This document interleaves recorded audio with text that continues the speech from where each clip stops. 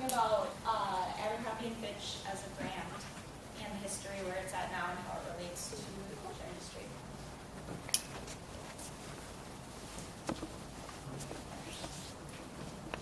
So I'll be talking about why I chose Abercrombie & Fitch, the history of the company brand up to when it began to where it is now and the changes it went through, how Abercrombie & Fitch is presented nowadays in our pop culture, how its target audience consumes the brand, and then relating all those ideas to the culture industry and closing with the future of Abercrombie & Fitch.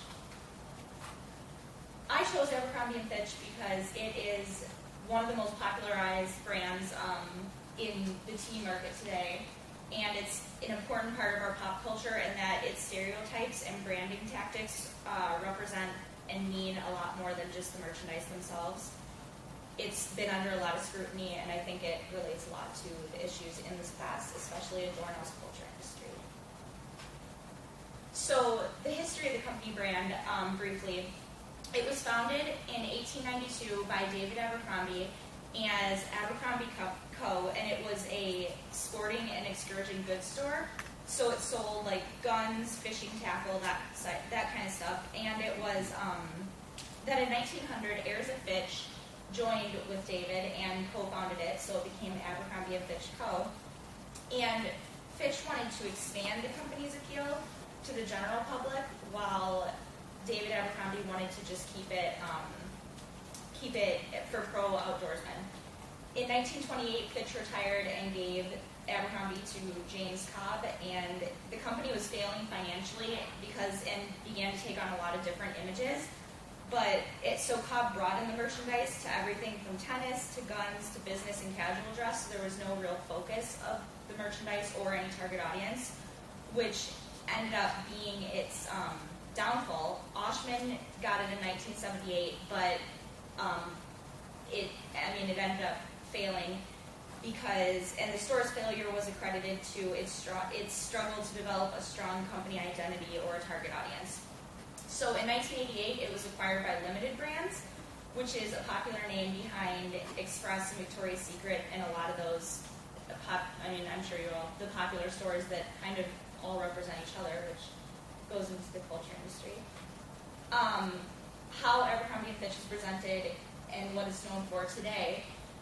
Limited Brands worked on appealing Abercrombie & Fitch towards the American teen market, so they picked a niche and focused mainly on teen apparel merchandise.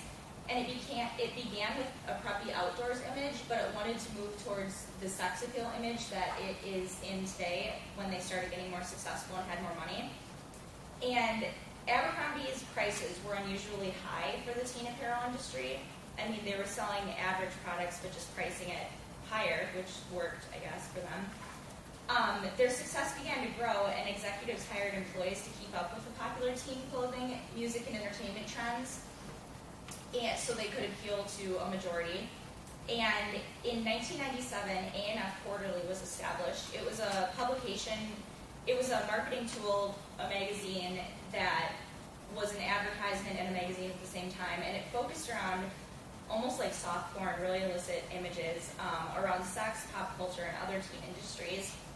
And a lot of the experts kind of questioned how long Abercrombie's popularity would sustain, and that it was just kind of like a phase. But with the establishment of A&F Quarterly, its sales boomed, so that says something about our culture, I think. And in 1999, there was a lawsuit against Abercrombie for having sweatshops in Saipan. I won't get into it for time's sake, but they ended up,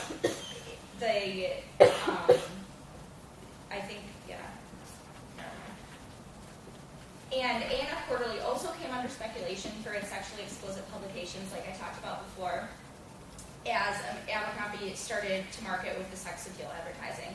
And lastly, controversies aroused with the homogeneous look of its employees and advertising models. There was a lot of scrutiny around the fact that they were only hiring a certain type of person, like a white, upper-class, attractive person, I guess. And so there ended up being a lawsuit in 2004 that Gonzalez versus Abercrombie Abercrombie & Fitch that they were discriminating against ethnic minorities for desirable positions, and they ended up settling out of court for $45 million that they gave to the affected minorities, and they had to start changing their ad campaigns to be more diverse, and also they had to stop employment practices.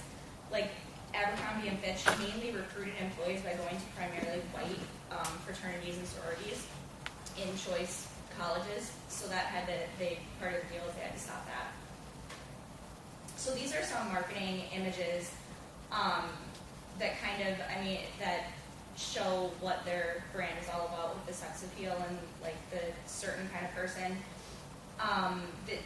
The one on the top is just right when you walk in. It's the picture that I have as the background on every one of my slides.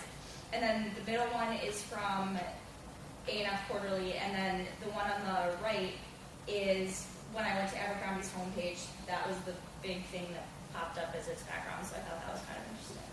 It shows what I'm talking about.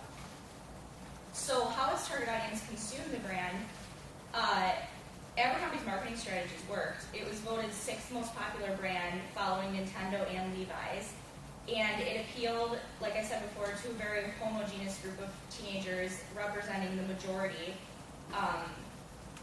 or what the culture industry would support, of white upper middle class American teen consumers. And consumers embraced the higher prices. Buying the Abercrombie brand is a status symbol. And the sex appeal advertising worked as well on teenagers. Like I said before, Abercrombie's profits increased greatly after the first explicit A&F Quarterly was opened in Christmas 1997. So how this relates to ideas from the culture industry, why does this brand support enormous concepts?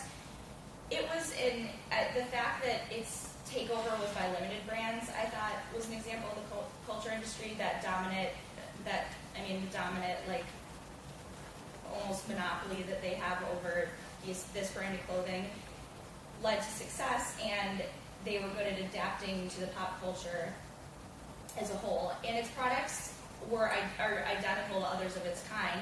The only difference was they slapped, an Abercrombie across a blue shirt, and suddenly instead of being $5, it was $35. So they were simply marketed differently, so you were paying a higher price for the brand.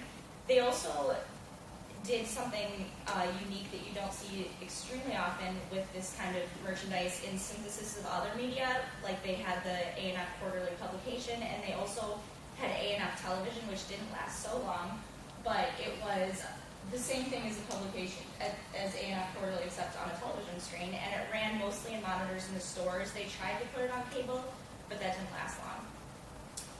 Also, marketing is based on the dominant themes in pop culture at the time, such as sex appeal. And its products are extremely monotonous. There's no real originality to it. And also with its employees and models. It supports conformity. No one has individual style with these products. Everyone is consuming the same thing. I know it's not as obvious like in college, I guess, because we're no longer the targeted audience, but I remember in high school, everyone was wearing Abercrombie and it all looked the same, and that's just the whole conformity thing. And there was also the loss of the connection with the artist, kind of like what Walter touched on with the sweatshops. It's so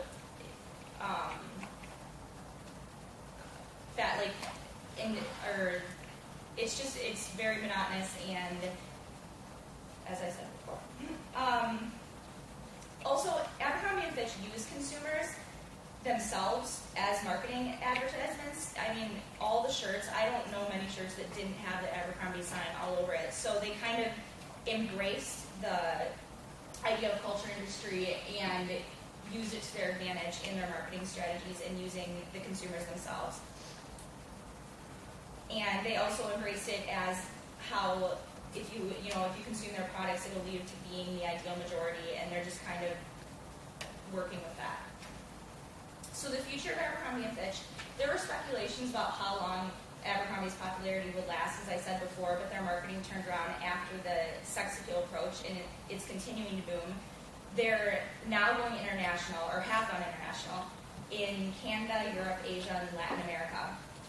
And my closing thought was, we talked about how maybe in media forms with blogging and the internet coming out, the culture industry was kind of diminishing, but I thought Abercrombie & Fitch's story of success, once they started embracing the culture industry, is proof that following this idea does lead to success in our modern society, as, I don't know, unjust as that may seem, or I don't know how you feel about the culture industry, but I thought it kind of showed that.